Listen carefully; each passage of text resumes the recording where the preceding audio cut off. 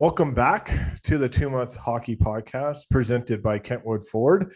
I am your host, Joshua Marshall, and we have a very special guest joining us from Los Angeles. We had a guest yesterday joining us from Los Angeles, and Daryl Evans, and now we got Gene Principe from Rogers Sportsnet joining us. So back-to-back treats from the great series that we are seeing here. And thanks, Gene, for joining us. Appreciate it. And how are things going with you?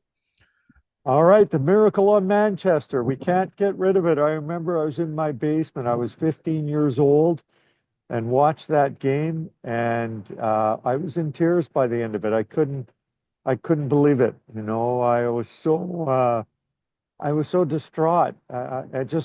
Even I wasn't expecting to feel like that. But as a 15-year-old, well, even as a 55 or plus year old, when you are connected to your team, and Daryl's one of the great guys. Always looks really sharp. If I wear a suit half as well as he wears a tuxedo, I'm happy to be compared to Daryl, who will forever be, I guess, remembered. Thanks to especially all the different ways we can find the video for that miracle on Manchester for your viewers, listeners, podcasters down 5-0, and they came back and continued. It reminded me of last night a little bit. Game one, Josh. Yeah, well, you guys hinted at it, talked about it at the Yeah. and then you guys talked about it on the broadcast, and then you guys cut away to Daryl in between the Yeah, pitches too. So I thought it was kind of pretty cool. It was our first time having him on. I got to meet him.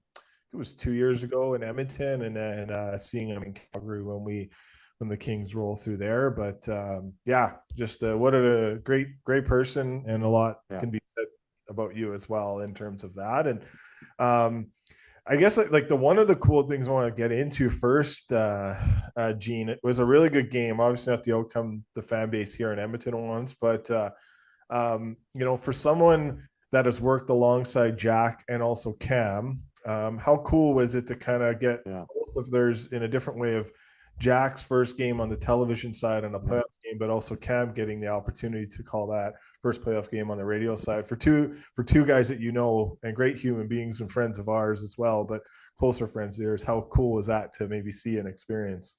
Yeah, it was. I mean, Jack's been waiting a while.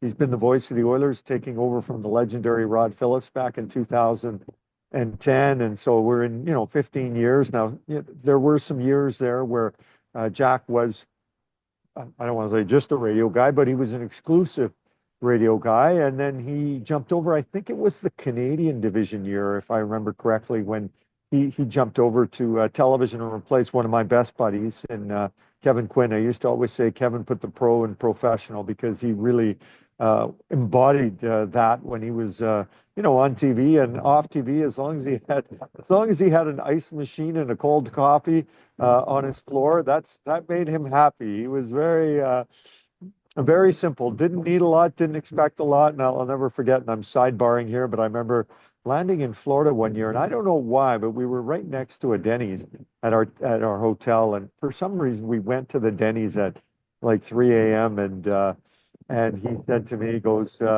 "I'm just got to remember." He goes, "This isn't the life that we chose; it's the life that chose us." And I thought, oh yeah, you could spin that either way, right? So, and as for Jack, wonderful. There's nobody like Jack. I don't know every play-by-play person, and let's say the four professional sports that MLB, NBA, NHL, NFL. You can throw in MLS or tennis or whatever, and he did tennis this past summer. Jack's one of a kind. He is unbelievably unique, and Cam does one heck of a job. I mean, it is hard to replace people that are loved, and when Jack was able to do it for Rod, Cam has to do it 70 nights a year or more, 75 even. And now the playoffs, that's tough. Jack is beloved, but people love Cam and they love his story. Edmonton kid, forever with the Red Deer Rebels, happy to stay in Red Deer, and then gets this incredible opportunity. And here he is. And Cam is one of those guys that is just, I mean, happy to be there. He really is happy to be there. Unfortunately, he had not done any playoffs since he arrived on the scene, but now he gets a chance. So I think for the national audience on Hockey Night in Canada / Sportsnet, and for what would be, well, actually, it's all over the place too. You don't have to be in Edmonton and area to listen to Cam. Whoever is listening to radio and TV, I think is the winner in all this because they have options and they have two wonderful guys, wonderful announcers taking care of the Edmonton Oilers. Yeah, yeah. I was watching a game on my lonesome, but I'm in a group chat with some players of the league, and we were kind of having reminiscing and chatting, and then we were kind of when they first heard Jack, they were like, "How does this going to work?" He's Yeah. a Oiler guy, but a lot of it was received very well, and obviously a great call that he had when McDavid tied it up 5-5. Oh yeah. So Yeah. I mean, he has, I remember Jack, and maybe he's told you this, but I think, I don't know how long ago, but got to be 20, 25 years ago, he had a shot. I think back then they were the WWF, and I'm thinking, oh, if there was ever a guy made to do wrestling, it was Jack. But I remember the details back then. He may have had a young family or was married, and it was like a 6 month contract, and he wasn't certain. Listen, we know Jack would have been he would have been wonderful at it. But I'm glad he skipped out the wrestling and decided to do hockey because he does a fantastic job. Nobody, I don't want to. When I say nobody's like him, some people might say that about the announcer they're with at, let's say, Dallas or L.A. or Florida or whoever, right? So there should be something special about the people who cover your team. And I think one thing that Jack understands, as do I and do Louis, when we're covering a regional game on Sportsnet that's seen in Sportsnet West, we understand that audience is different than when we're doing a Hockey Night in Canada doubleheader game across the country. We get that, and we understand that you have to know who your audience is and how you deliver what you're doing. So yeah, it was a great first night. I mean, what a game!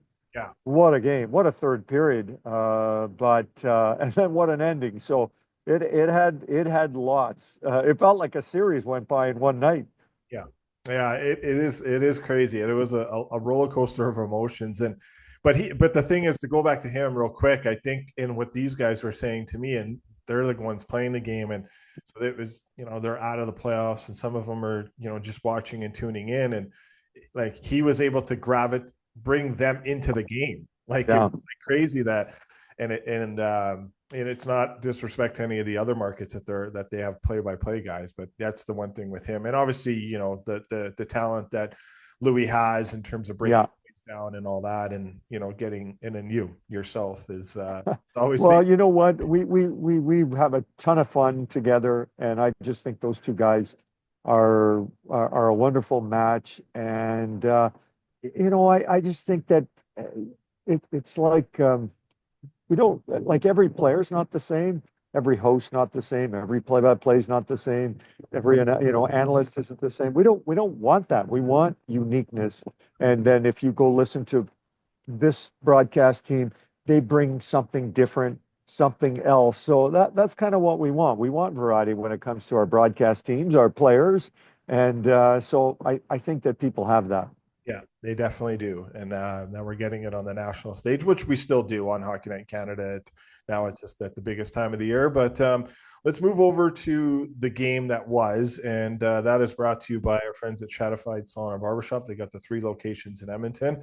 And thanks to Shadi and the team in Mo. And obviously, they are the official barber of the Edmonton Oilers, too. So Connor Brown was there just the other day getting his hair cut. So by the guys at the Southside location, as they have 3 in Edmonton.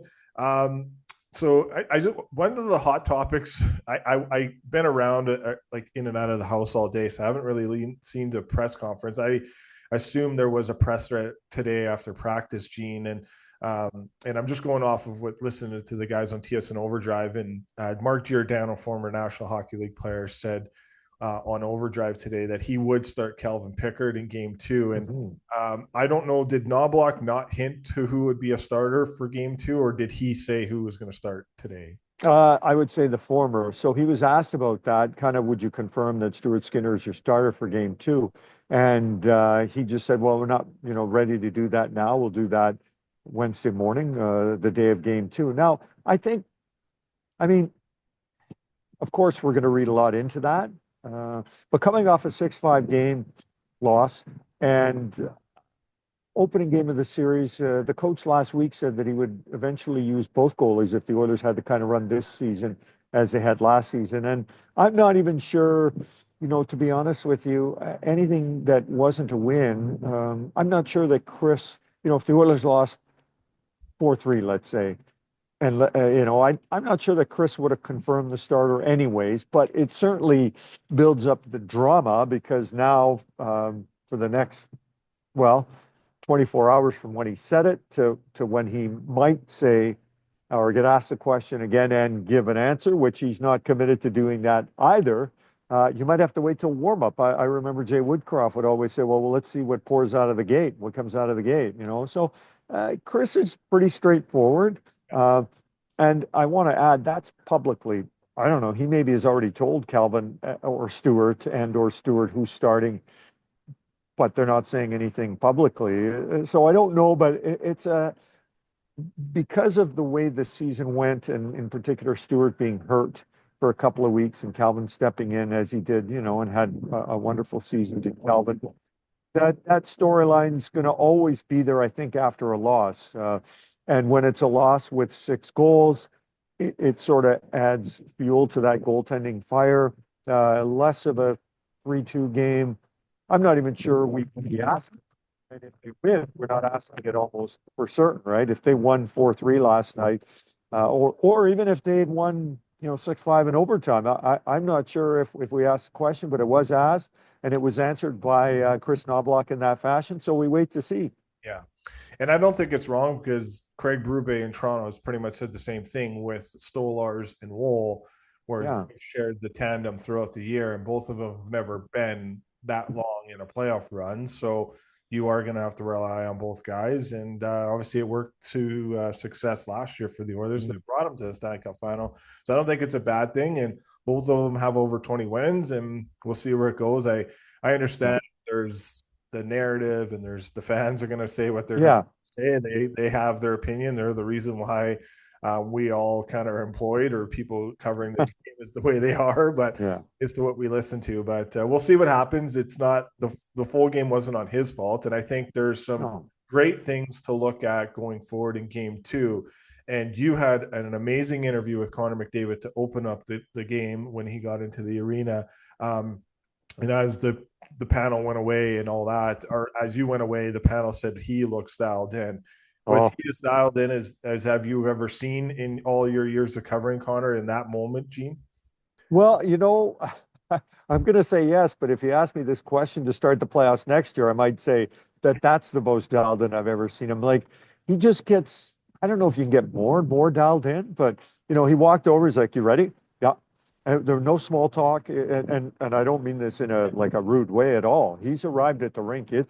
It's on now, right? Like, I mean, he's getting ready for the game. He's getting ready for game 1 of the Stanley Cup playoffs.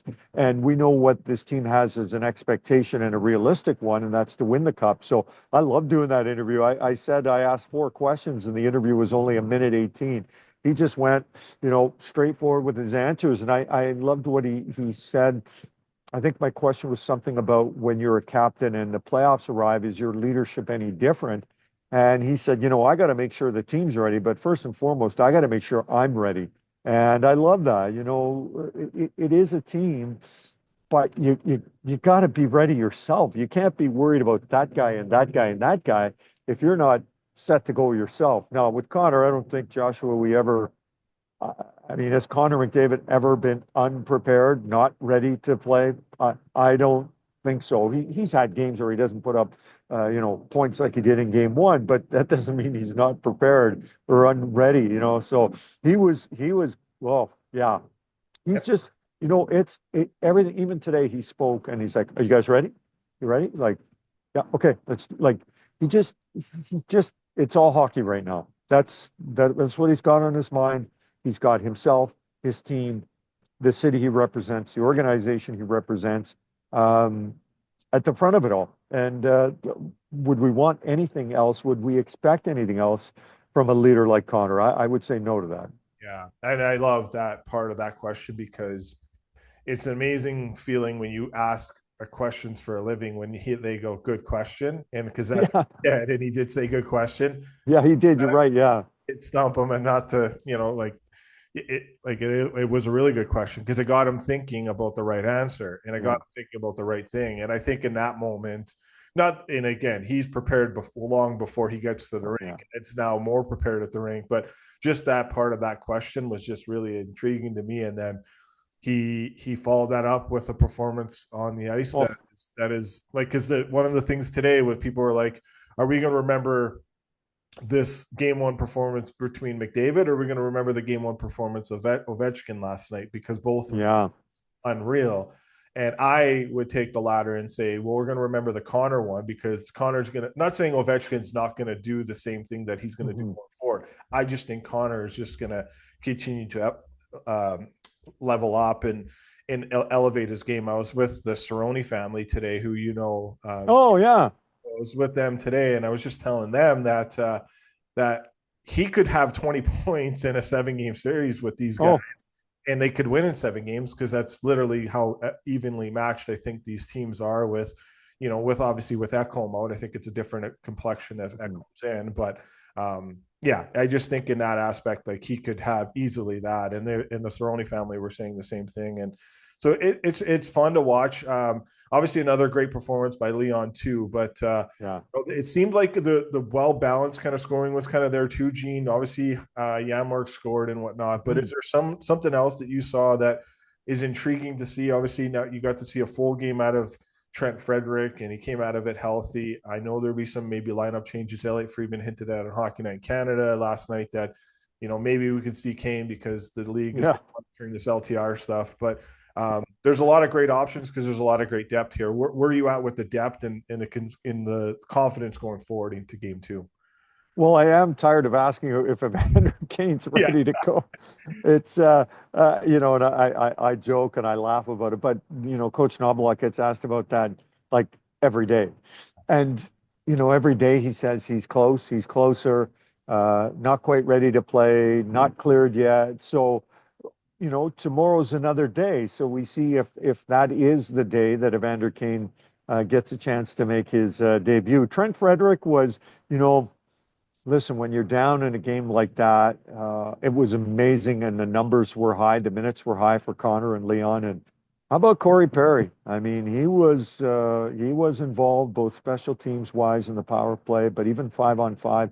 It was interesting in the morning. Connor Brown talked about when Leon and Connor are not in the lineup, how many offensive zone starts you get. And then I'm watching last night. I'm like, look at all the offensive zone starts for Leon, Connor, and Perry. someone else. Zach Hyman did a lot of them. Corey Perry. Um, when you got the puck already in their zone, why would you not have them out there, especially when you're down 4-0 and 5-2? I mean, this isn't February 18th and game 58. This is game one of the Stanley Cup playoffs. So they were out there a lot. So I'm curious to see if the game doesn't get skewed on the scoreboard in game two, just a little more offensive balance. It was nice for Matthias Janmark to score. I know that the Kings scored a couple of power play goals, but I love that 2-minute penalty kill to give Edmonton a chance to come back. So we're trying to figure out the series, and I know the Oilers felt a little bit I don't know if off is the right word, but so many of them had not played together. Frederick is one of them. I mean, Hyman missed the last few games, So, it took a little while for them to get going, but once they were, with Connor leading the charge, it was incredible. So I think the expectation is that they may not be at the level of the third period to start game two, but I don't think they'll be at the level that they were in period one and two. Probably somewhere in between, and then building from there. Yeah, and I was listening to great thoughts there. I was listening to a few shows today, and I was not to take any shots at the shows. It was just like something that stood out to me as I thought one of the best players the Oilers on last night was Darnell Nurse. I thought Yeah, the game he had and the block shots on that 5-on-3 and just incredible. Yeah, how he was able to kind of just be the nurse that we saw all year because he's been amazing since Jump Street here in the start of the season. What did you see last night being in the building and just the presence that he had and the calmness that he had too for the team as well? Well, what I heard was a lot of booing, Yeah, I you guess know. there was that. Uh, Yeah, yeah. yeah, and The LA someone fan. texted me, "Why are they booing Nurse?" I'm like, I think it has a little thing to do with the Quinton Byfield episode in Edmonton, the final regular season game between the two teams when the Kings clinched second place and the one game suspension. But I mean, I'm not going to pretend to know Darnell Nurse as well as his family, but I just think that that would be nothing but motivation for many people and a lot for Darnell in that case. I think it was 4-2 shorthanded. He had kind of a really good chance going up the ice. I love those block shots. I mean, Darnell's numbers over the course of a regular season, they're good and they're positive, and he had, I thought, a really good year. But in the playoffs, I mean, that's Darnell Nurse time for me. When things are mucky, ugly, physical, dangerous, uncomfortable, let's do it. Bring it on. I don't see Darnell ever backing away from any kind of challenge physically, mentally, emotionally. When they walk out of that room, he's the guy that is kind of like, let's do this, boys, and with certain words to go with it. And I love that leadership from him. He has been and will continue to be part of the leadership group on this team for many years to come. And so for me, I thought Darnell was unbelievably strong. I know when you allow 6 goals, it's kind of like, well, how can anyone have played that well defensively? But I thought Darnell had a fantastic game. And I just expect more and more of that, especially if the score isn't so skewed in the opposing team's favor. I think that, Darnell will have a really big impact, not only on the series. Yeah, and I think the thing with him is when he keeps it into the way he did yesterday and throughout the year, because I know at times, he takes so much pride in the city and wearing Yeah. that jersey at times as probably any professional athlete. And I guess when we play soccer or hockey, recreational wise, we want to do more for the team when maybe someone's missing. But I thought for the fact that he was elevated minutes, he was there to playing with Bouchard. I just thought he was really good. He was our performer of the game at our podcast Yeah, here. good choice. What he had. So, and we'll finish up on this. It's another guy that you know very well, the former Oiler, and what a story this he is carving out here. And that's Alexander Petrovic. Playing great minutes for the Dallas Stars. I know Yeah. there finish up on this one. This is our last question, sponsored by our friends at Boston Pizza.